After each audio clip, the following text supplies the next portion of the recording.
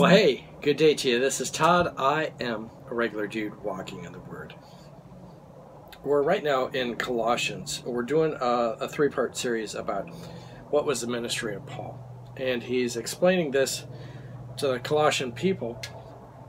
He's doing this because the heretics, the false teachers that were in Colossae were using this stuff against him. And Paul is telling the truth about this stuff and what his ministry is. And we talked about yesterday that his ministry first was sharing the gospel, and we explained what the gospel is.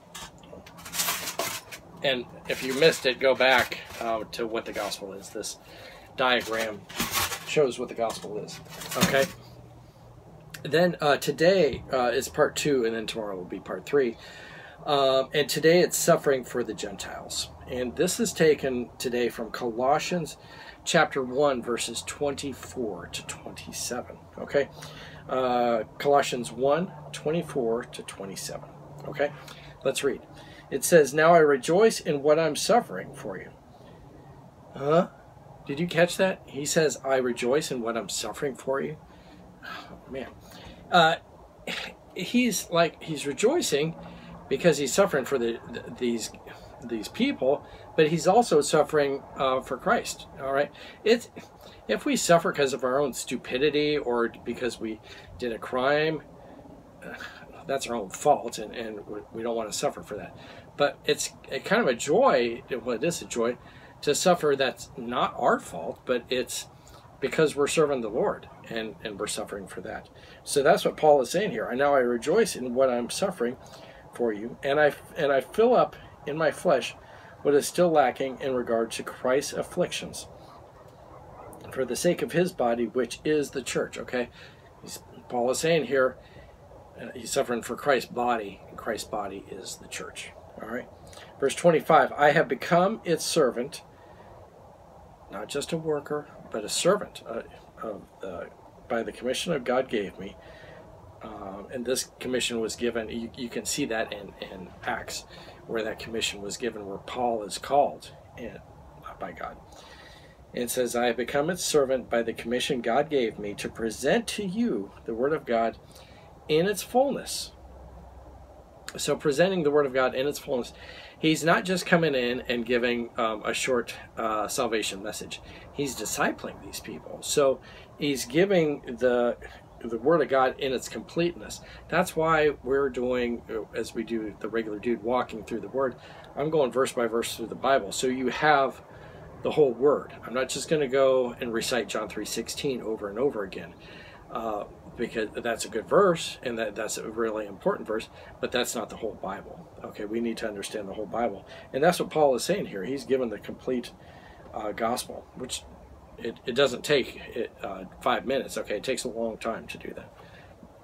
All right, so to present you the Word of God in its fullness, the mystery that has been kept hidden for ages and generations, but is now disclosed to the Lord's people. Okay, when we say mystery today, we're like, ooh, the mystery, like it's some crime that happened and we got to figure out who did it or something.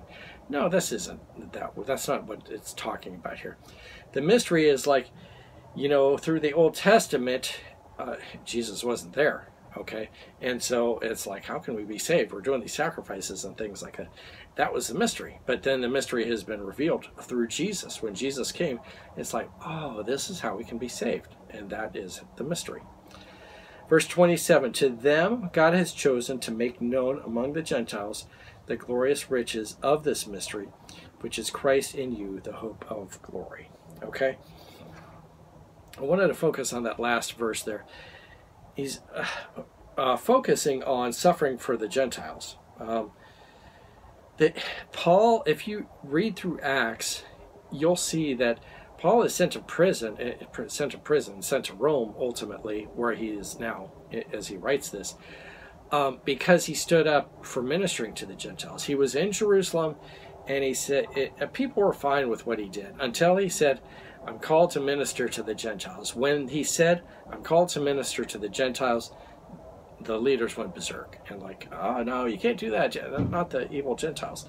And so that's when, if Paul would have said, no, it's only to the Jewish people, he would have been fine. They wouldn't have sent him off to Rome to prison. But because he said, hey, I want to minister to the Gentiles, that's what sent him, what sent these Jewish leaders berserk about the whole thing. And so that's why he's suffering. He's suffering because God's called him, and his desire is to minister to the Gentiles. If that desire wasn't there and God's calling wasn't there and he wasn't ministering to the Gentiles, he wouldn't be suffering. He wouldn't be in prison. But because he chose to minister to the Gentiles like that, he's now in prison and suffering. Okay? So the ministry, the part 2 here, the ministry of Paul was suffering for the Gentiles. Okay?